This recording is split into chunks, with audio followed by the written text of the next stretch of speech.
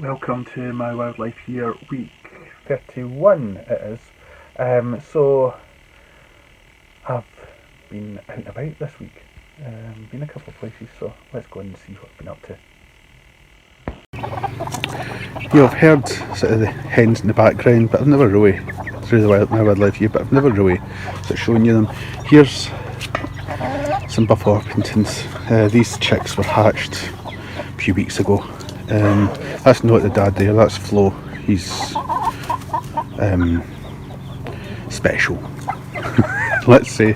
Not the brightest of cockerels, but we've also mainly got buff Orpingtons, but we have got one that's a 50-50 because we've got a Marin somewhere over there. I don't know how you can see her, and this is a 50-50.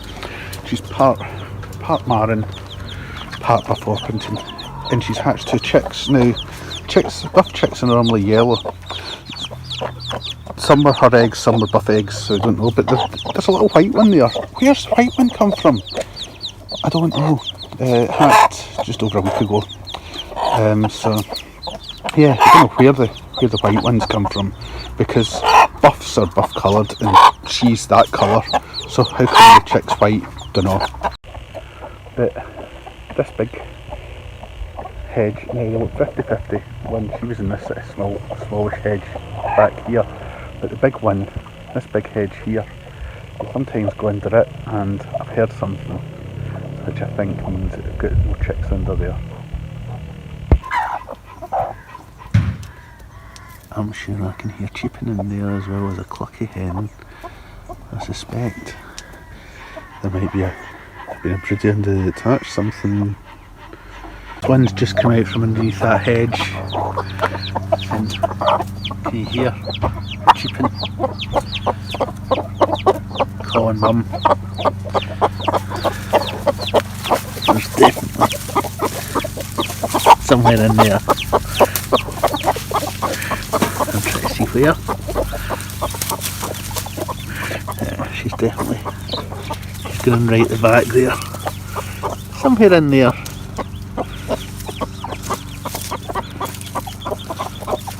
There's definitely chicks. Yeah, I can see, in fact, I can see at least two moving about and at the back. Goodness knows how many are in there. I assume she'll trip them out at some point. Yeah, so she's now come out with them. Well, there's at least two. Let's see. Oh no! 2, 4, 6, 6! So we caught mum and we've put her in with the 50-50 and her two chicks. So there's 8 little chicks in there.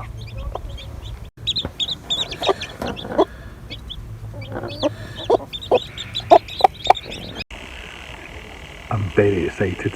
I've just come out to Rachel, who's doing some gardening, and I looked in the pond. Come and look at this. Look, that corner. Look at that. It looks like a frog. But it's looks too smooth for a toad. I am so chuffed.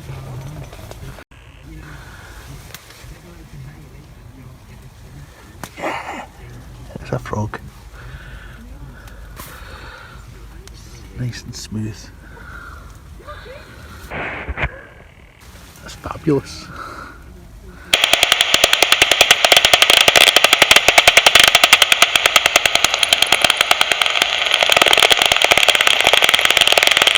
The Bentons make the crackly noise. There's also pipistrelles around, and they're the ones that are making the sort of clicky, loud clicks.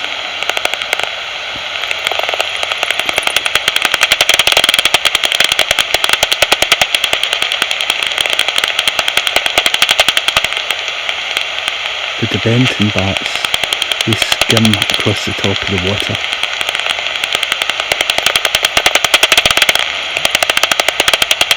And they can actually sometimes use their back feet just to lift prey off the top sitting in the water if there's any insects there. So it's getting quite busy now, both soprano, tortoiseshell and also the Benton flying across the water.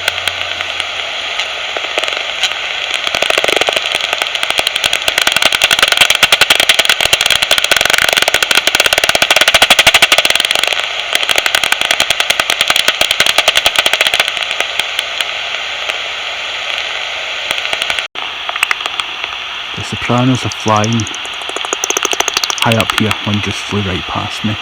But there's some ducks flying over too, doing a flyby. The sopranos are flying around these trees. You can see there's one there. I think you would see that. Yeah.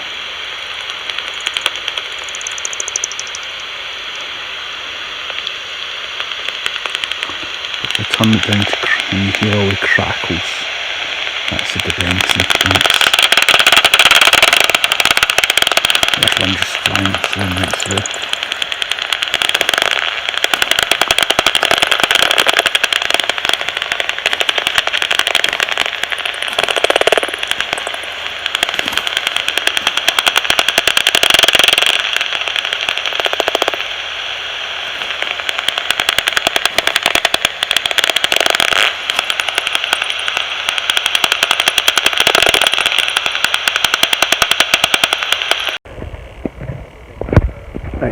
I've just brought my daughter and my friend down through there to go up Glentress Forest near Peebles to go this sort of treetop adventure thing, and because I've got to wait in them, I've parked up the car and got my little survey bag out, my stick, and heading off to see what wildlife I can find.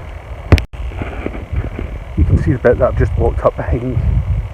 Trees are so close together, there's hardly any ground flora there at all. But this bit here, between this and the next bit of trees, there's quite a lot because it's open. And the reason it's open, I don't know whether you can see here, is because of the electric cable that's running, or cables that are running right down. Not sure if you can actually see them there. Yeah, just about above me.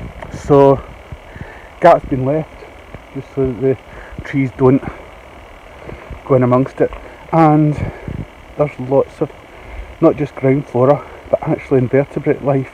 I can see quite a bit flying about here.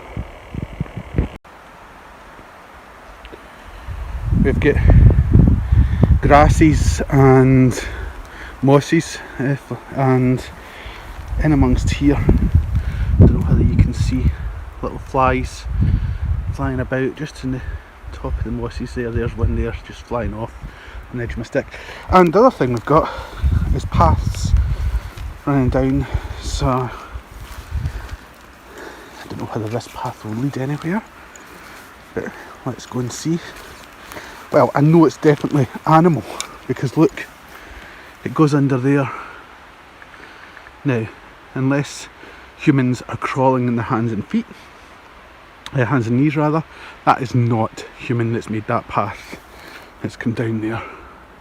So there's something here. I would suggest probably badger around here. It does look as if there's been a wee bit of digging, just to snuffle holes in there too. This is round the other side of the branches. You can see it comes back out and goes back under there. Bit more evidence of badger here. You can see some snuffle holes here and here that have been digging. Right, I don't know whether you'll be able to see this, but it looks to me like it's got hairy back legs completely, which means it's got nowhere to make pollen sacs, which means this is a species of cuckoo bumblebee. So I'm going to have to check the books when I get back home for this one.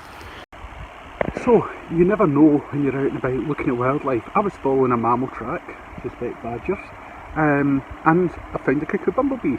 you're not, it's sort of like, you know, so wildlife can really surprise you, so got to remember when you're looking for one thing, don't stop looking for other stuff as well. You never know what you might find. Right, well, I did actually record this little bit to camera at Glentress, but unfortunately I had it set to photo, not video, so I've got a nice selfie as I pressed what I thought was start, and another as I pressed stop. So anyway, what I've got, hold on, there's a wasp coming to investigate me. I really don't want to be stung on camera, thank you very much. Anyway, so what I did was I remembered that I had all my ID guides in a Google Drive folder online, and I had a decent 3G signal, so I managed to out the field ID it as a forest cuckoo bumblebee. So because I've got a Google Drive where I've downloaded and then uploaded lots of different ID guides and other wildlife stuff. Actually, I'm quite happy to share my Google Drive folder with anyone that wants to, so if you're watching this video and you want sort of like access to it, I don't own copyright for any of the sort of like documents that are in it. That still resides with the owners, but all I've done is just brought them all in one place. It's fairly easy to use, you just sort of look and see what folders, so you go to inverts and then there's slugs, bees, I'm trying to think what other inverts are, earthworms, sort of, you know, flatworms, and you just go down and then you'll find all the relevant sort of documents in there. So if you're wanting access to it, just drop me a line and I'll send it to you. The track, I followed it back, but is back down. It was actually going back down to where I'd come from, so I'm going to go back up the way and see what's up the hill rather than down the hill, because that's exactly where I've come from. Right, I'm following it that way, but if you look here, it goes under that. You can actually see that's quite low, that trunk that's there, so whatever it is very low, which makes me think badger. Follows along here and then it actually splits into two, so I would think it makes sense that they're living along that way and coming here and then splitting off to go forage in different places, but we'll follow it back and see. There's the track going along there, and that's the trunk that I showed you, and this trunk's obviously been here for a while. This side is quite rough, but see, once I put my hand under there, it's worn smooth. So I'm just going to see whether there's any hairs in this lot.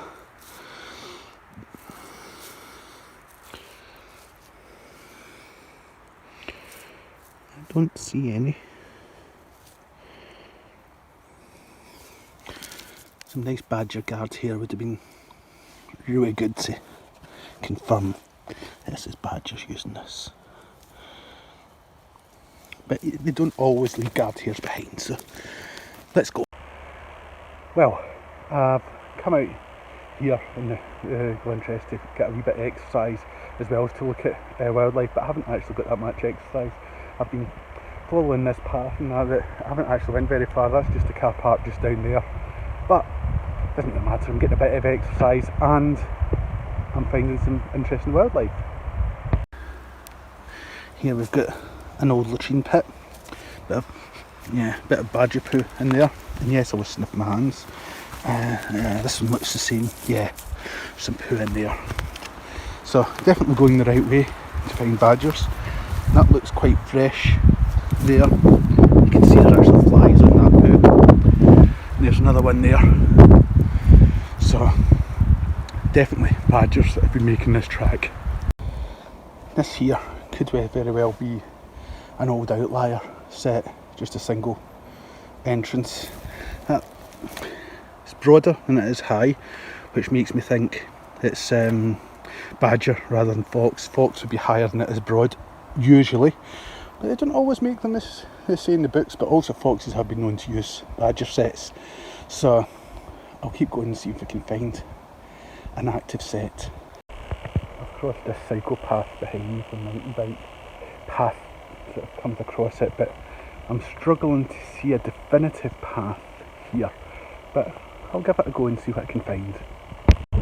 Right, well, I've followed the path back and I've got to this wall here. Badgers are quite good climbers, so they could easily go over that.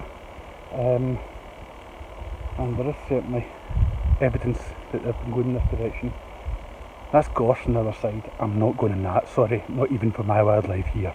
But yes, so there could actually be a badger set in there, fairly safe from disturbance from humans, because unless you went in there with a chainsaw or a brush cutter, you ain't going to get anything other than prickled. So yes, I'm giving up looking for the badger set, but might still find some more evidence of badger. Dry stone walls like this, or dry stone dikes, depending where in the country you are really important for wildlife. They can act as wildlife corridors and wildlife habitat, because they've got lots of nooks and crannies in them. Invertebrates, small mammals, amphibians, lizards can all go in there and use it to travel up and down or to make their home. But I used to work as a community development field worker, working with a community group, and once the village hall got in contact with me, in fact it was my first grant assistance I gave in this job, to say, can we get funding for a dry stone dike? And this bit of dike we were wanting to put in was going to link up to other big bits of dike. So I said to them, no, you probably wouldn't get money for a dry stone dike, but you might get money for a linear habitat and wildlife corridor. They said, oh, what's that? I said, it's a dry stone dike, but that's not what you call it. And they succeeded in getting just under £1,000 to employ a diker to put in this bit of new bit of wall, and the only thing they had to do, to satisfy the funder, was put up a wee bit of interpretation in the village hall saying how important dry stone dikes and dry stone walls were. I'm very proud of that. It's a small amount of money, but big, massive impact. I said I thought we might find some more evidence of badger, and you can see around here the ground's all been churned up a bit and lots of holes, so this is typical badger behaviour. However, in some other parts of the country you'll see large swathes and it'll be dug up like this and it'll be blamed in badger, but actually several areas of the UK, including parts of Scotland such as Dumfries and Galloway, have a wild pig or wild boar population, so that's obviously sometimes what's actually caused wide scale roughing up like this. Badgers just do it in small areas like this, not huge big areas over playing fields.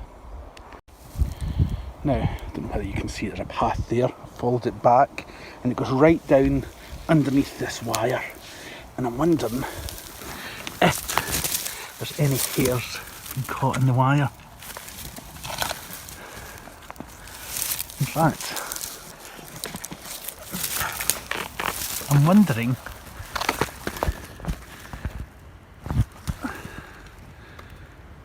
I can't see down there whether that hole goes right the way down. I don't see any hairs on the wire, but I'm just wondering whether that's a badger actual set under there, just a single set again. Now, will you be able to see this? That hair there. Right.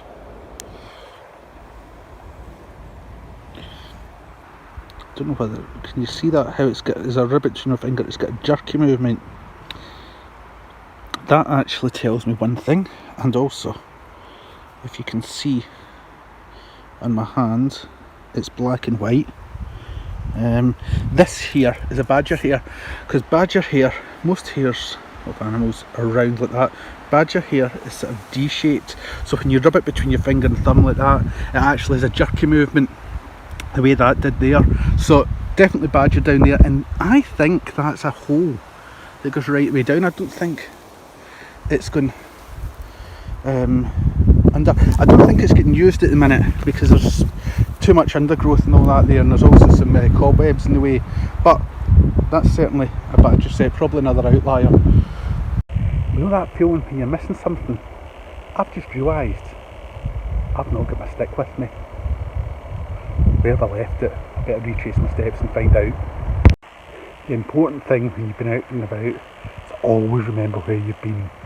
Look, my stick. Yes! Right, I'm up. I think this must be the same path, that the same bit that's been cut that I was actually at the bottom of earlier on. Really important, this area, as I said. Few wildflowers growing, which I'll just show you. Obviously got sort of common stuff like white clover here, but we've also got some nice harebells growing here. Harebells are also known as Scottish bluebells. There's a few here, so I'm going to walk down this way and see what else I can find. It's always worth looking under some stones. And there's a nice black ground beetle there, and always put them back where you find them. In this room, no, nothing. Notice how I'm lifting them away from me. That's just in case there's anything under there that's going to shoot out and go for my legs. Look what I've just found crawling up my leg. A tick that's getting put off, rather sharpish, and I'll just give you a close up of it. There it is. Sorry if I'm sniffing a bit in this video. I'm just I've taken my antihistamines today, but I think they're just a bit there must be a bit more pollen in there than usual, and it's just affecting me. Up to a few years ago I didn't actually have hay fever, and then suddenly it just hit me. I think it was, when I say a few years ago, I think it was actually when I turned 40, but it just hit me, and I've now have to take antihistamines for it. Anyway, sometimes you just want to just take a break from looking for wildlife, have a seat down, sit down on a nice bench and just enjoy the view like this. That's a lovely view, nice viewpoint. Basically this is a viewpoint because that is coming through, so they've had to cut the trees, but it's quite a nice view. Bit too many sort of conifer blocks over there and sort of like up there for my liking, but there is some broadleaf in there in the Tweed Valley as well, so not too bad. I prefer to see more broadleaf, but obviously conifer is the sort of like the grown for its monetary value and its timber uses, so I really can't complain too much, but it can be managed as best, the best way possible for wildlife. So anyway, I'm just going to sit and enjoy this view for a few more minutes. Areas like this are important, not just for sort of like, for the biodiversity, not just for sort of like animals and sort of higher plants, but also things like mosses. Look at the variety of mosses growing down through this bit here. You can see all the different colours. I'm not a bryophyte person. I tried to get into them, but I found it a bit difficult, especially when it was sort of like, this one, you can tell the difference because it's slightly red stalk and all that, and being colourblind made it a bit difficult. But also, sort of on some of the deadwood, look at the amount of lichen on that, and also moss growing on those dead branches. So, and they then drop onto the floor, and there's lichens on the floor as well. So it's really important that even sort of like, monocultures with these sort of like Sitka plantations and other conifers, they actually do have a biodiversity value. Maybe not as much as a semi-natural woodland, but they do have biodiversity value. And here you've got ferns growing up at the side, and there is actually even some ferns growing in on the understory as well. So it's always worthwhile having a look and seeing what you might not normally look at. a little wren in there. I've just seen it, but even if I hadn't seen it, I'd know it was there. Listen to the noise. For such a small bird, it's the second smallest, although the smallest is actually a joint, held jointly with the gold crest and the firecrest. But it's second smallest bird, but it's certainly makes enough noise to make up for it. I was once, when I worked in Haxton House, I once tried to have a sleep at lunchtime when I was working out in the field, or in the woods, actually not out in a field but out in the woods. Tried to have a little doze at lunchtime, half-hour doze, and there was a family of wrens above me in the yew tree, and I could not get to sleep at all. And also, while I'm here, quite a lot of pollinators around. Yeah. Hoverflies. I would have to get my hoverfly book out to ID which species. But there's another little one there. I don't know whether you can see it. There's a different species to that one up there. I would say there's not been as many. I haven't seen as many hoverflies around this year as I did last year, which is a shame. Because they do a cracking job of pollination. You can actually see here, although it's conifers that are mainly planted around here, although there are some broadleaf over that side in the car park, more lights, there's more spaced out, and there's more light getting in, and you can see that there's actually quite a difference in the ground flora here. So just a little extra spacing between trees does let in a lot more light, that you can actually get some interesting ground flora coming through, and some nice ferns growing up too. Car parks like this, around the edge of them, can be really important for wildlife too, because this is where actually sometimes the biggest variety of species is growing. You can see here there's quite a few species of grass, there's a few young trees growing through, not just conifers, but there's also birch there as well. And you've got a bit of ragwort. That looks down there, that looks like a primula of some sort. You've got roseberry willow herb, which is great for pollinators. You've got ferns again, you've got brambles, you know, quite the variety of plants. And you've also got sort of like clover in there, that looks like wild strawberry. So yeah, I mean a good variety of plants growing. That's great for biodiversity.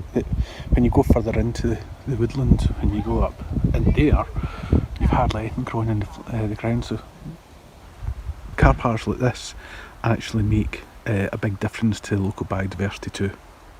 I've just sat down and I've noticed a few more plants. You've got some vetch growing there. In there you've got red campaign.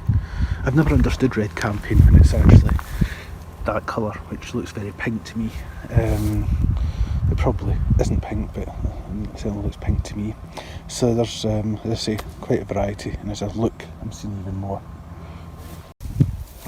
I know I won't be alone in this pet hate, but that really annoys me.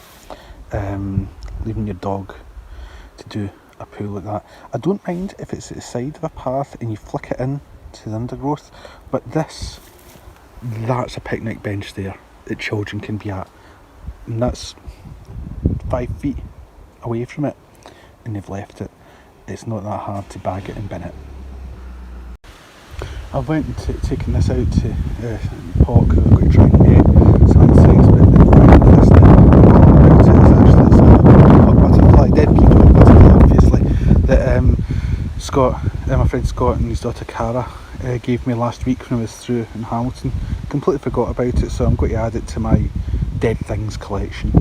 I'm sitting here with my net. There was a bee flying about that I was going to try and net and put in a tub, but I got distracted by that dead butterfly and recorded a bit to camera, and the bees disappeared. Not sure what species it was, but I'll see if I can find something else. Just there, I don't know whether you can see it, is a red soldier beetle.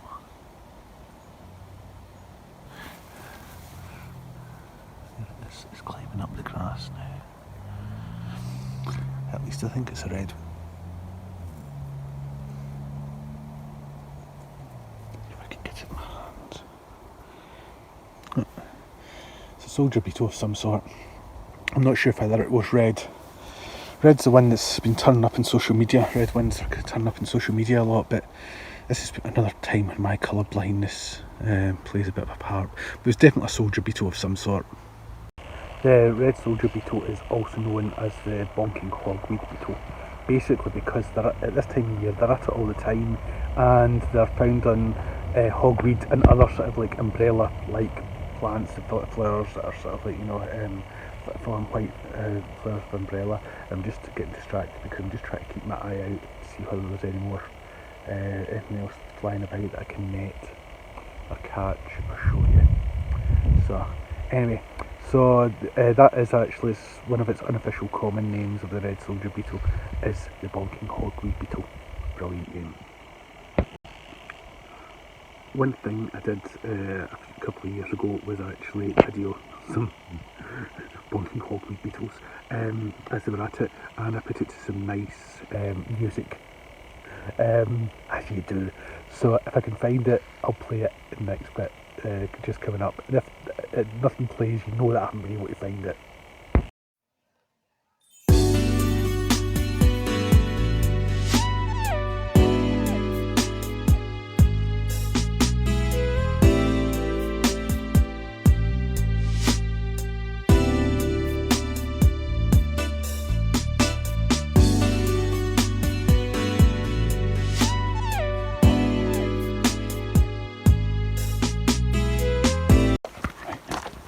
Spotted a bee around here. There it is. See if I can catch it. Yep, I've caught it in there. I'll have to put the camera down to put it in this pot. Right, I've caught this bumblebee. It's rather big, so I think it's actually a queen, and it's a garden bumblebee. It's got quite a elongated face. If it was more round face on it, then it would be a heath bumblebee, but this one is the garden bumblebee. I've got this little hoverfly here, so only one I can do without having to look up the book, and it's the marmalade hoverfly. I don't know whether I'll be able to see, the eyes meet in the middle. Yep, which means it's a male. Males have bigger eyes than females to look out for females to mate with. So it's a little marmalade hoverfly, very common. I missed netting a common carder bumblebee, but basically from this picnic bench it's been sitting on, it's just sort of like, you know, all the stuff that's just a few feet away from it. That's the only place I've actually been netting, and I found, you know, like quite a few pollinators and insects, other insects around. So you don't have to go far, and you don't need much of a sort of like an area to just concentrate on and to find lots of wildlife. I tried to net a wasp, not sure what species, and I never got it, but I got this little ladybird instead. I'm not sure. 2, 4, 6, 7. Is it a 14 spot? I'm going to have to go back and check my ID book when I go back home. But there seems to be 14 spots on this wing, which are sorry, 7 spots on this wing, 7 on the other. So it's either a 14 spot, but there's a couple of spots just behind the heads. Maybe it's a 16 spot. I don't know. I don't know my white ladybirds that well, other than 2 spot. There it goes. Other than 2 spot and 7 spot. I managed to net common carder. This is my daughter's favourite bumblebee, common carder. It's quite a gingery one all over. Yeah, a nice looking little bumblebee. There's a 80% chance of some rain about 2 AM to 4 AM overnight, and I was going to put the moth trap out and I thought, wow, I don't want it to get soaking wet and maybe drown any moths. And I had this idea. This old log store that we got, that we're using as a sort of kennel for, or a shelter for, not a kennel, but a shelter for Dexter during the summer and also during any wet weather. If he's outside, I popped it in there, see what comes out. Well, looking in here at the micro moths that are around, I think it's fairly safe to say it was worthwhile putting the moth trap out in the Dexter's little shelter. So I'll go and put those wee ones in tubs and then take the moth trap in and see what's inside it.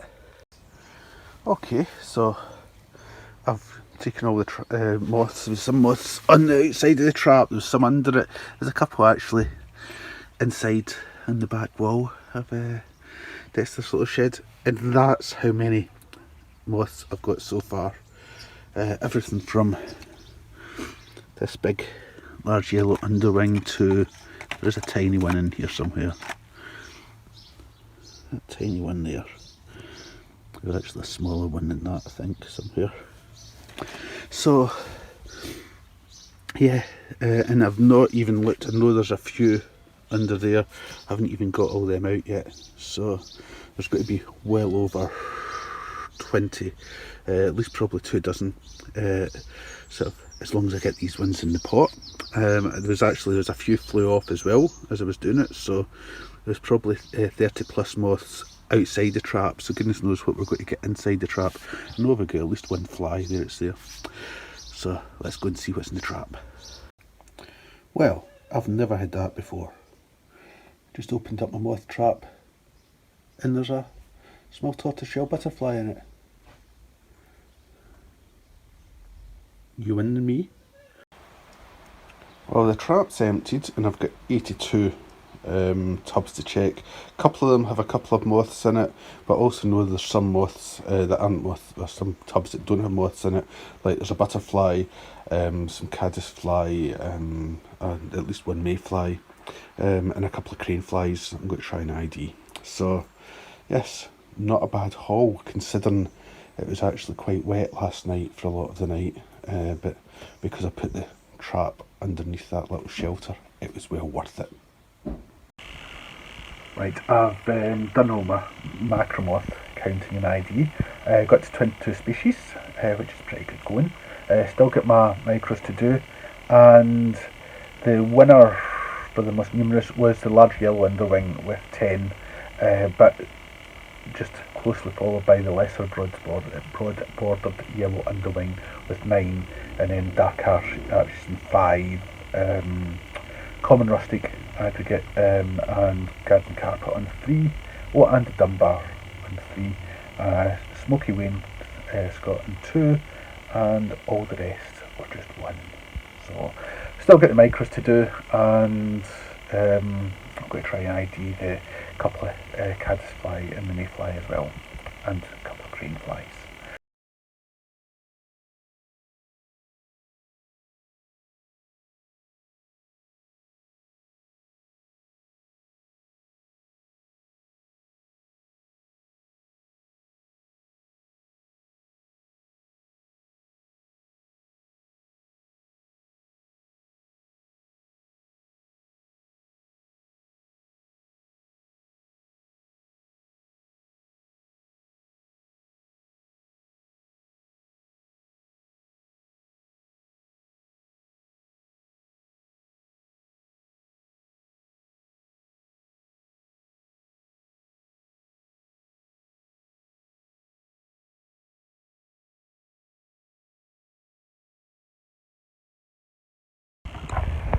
Hi, I'm here at Whitmuir Organic Farm.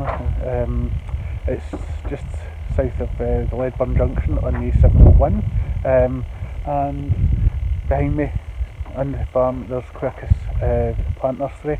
They specialise in hardy plants for Scotland, well worth a visit.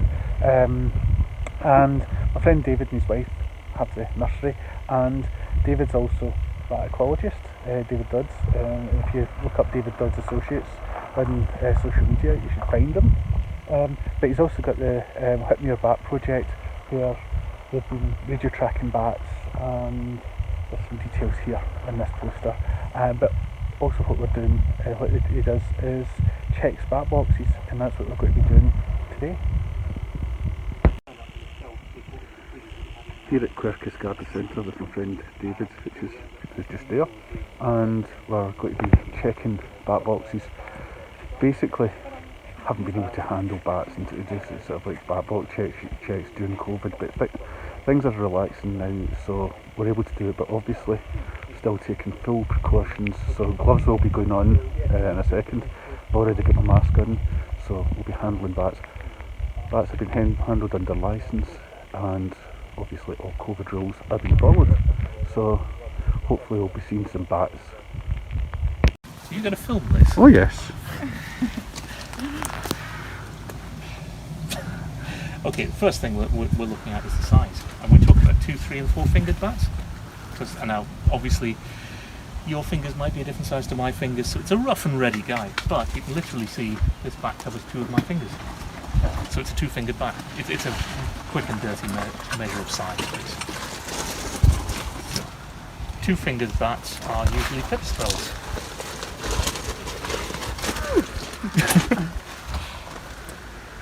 So this is a girl. All got masks on, that's good. So if it's a boy, I suspect the other one might be, we'll see for certain. So actually, well, it's a little bit early in the season, we'll see. Very often small groups in the later part of the year. Photo op. Groups. So cute. The bat is saying to you, I am not. I'm a vicious predator. Yeah. So this is a gift. Here's David returning some of bats after we've checked it. Some of them stay in the roost, some of them actually turn around like back out, but they'll go and find somewhere to roost and safe out the Putting them back in rain. is a bit like posting something into a letterbox. What we're trying to do is get them to go back in under their own steam, so they feel like they've chosen to go in. So,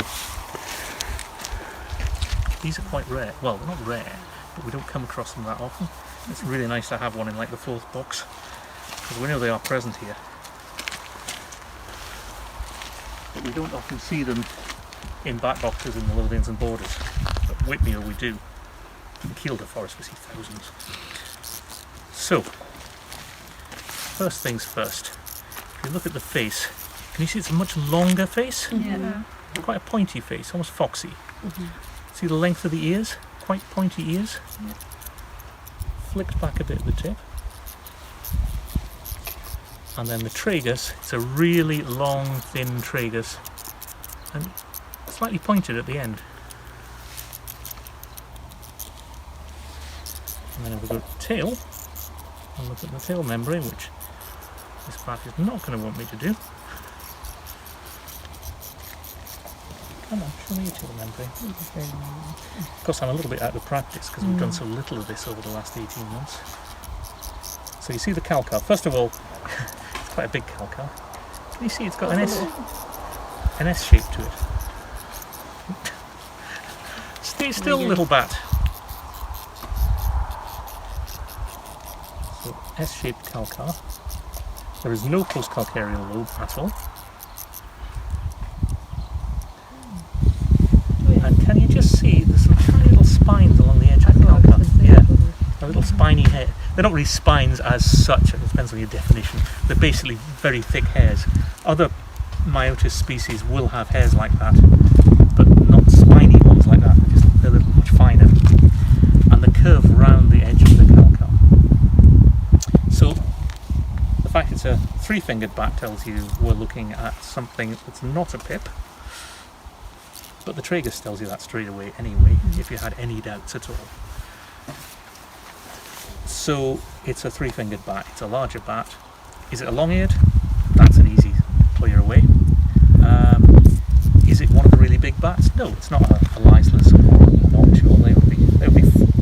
four-fingered for a start, but more importantly, again, totally different tragus, totally much shorter, fatter tragus, not this long, thin one. So it's clearly a myotis bat. If we were in England, in the south of England, then there'd be a few other species we had to clear away first, and there's a really good FSC guide that guides you through various things to clear away things like barbastels and things like that.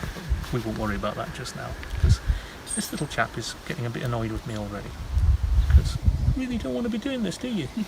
So, it's a myotis. And another indication that it's a myotis is the fact it's got really pale belly fur, dark brown on the back, pale on the belly.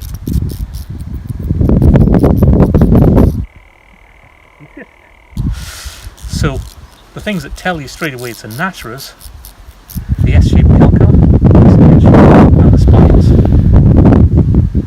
and the pointy end to the tragus. All of those say Natterer's. David's just checked this bat box behind us. Should say David's a bat expert, fully licensed, and he's thinking about appearing on YouTube because he's appeared in a few TV programmes, including with Bill Oddie, although I think his claim to fame is with a stuffed monkey on... Was it Milkshake, David, you were on? Milkshake Monkey's Amazing Adventures. Milkshake Monkey's Amazing Adventures is probably the sort of pinnacle of his media career. So keep an eye out for that. Right, so we finished checking the 21 boxes, bat boxes. Some had nests in them, not active anymore. I think 3 or 4 had, had wasp nest in them. We never hung in around to actually, for me to ID what the species of wasp were. Had a few with soprano pipistrelles, one with a single common pipistrelle in it, and also one with a single natterer. So 3 species out of a morning's check of bat boxes is pretty good going. Back home from Whitmuir, and my neighbour's just given me this that he found on the path. Have a look at this. It's a elephant hog moth caterpillar. The elephant bit of it actually comes from the caterpillar rather than the moth. The moth looks like the trunk of the elephant, so it's a very nice looking caterpillar. At this time of year they turn up a lot, and you'll see on social media saying, "What's this massive big caterpillar?" Well, it's a elephant hog moth, and it's often found in paths and that, and people say, "Oh, what do I feed it?" and that, if I found it, and what do I rescue it, and what do I put it on? Well, actually, if it's on the ground, it's finished feeding. What it's doing is it's trying to crawl somewhere to find somewhere to dig in and pupate. So I'm going to pop this one in the garden. Here it is, starting to move.